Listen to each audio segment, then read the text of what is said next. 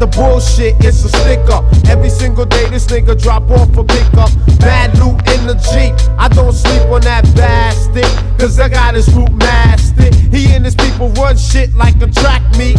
They be hitting back streets in they black Jeep, with the fat beat booming out the box, but he always turned it down when he transported rocks. Been on the block for a minute, his spots getting money in it, and I ain't getting a percentage. I feel misrepresented in my own territory. He never saw me when niggas broken through the door.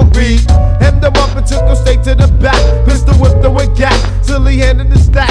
Told him that he shouldn't even fuck around like that. In Lordtown it goes down like that.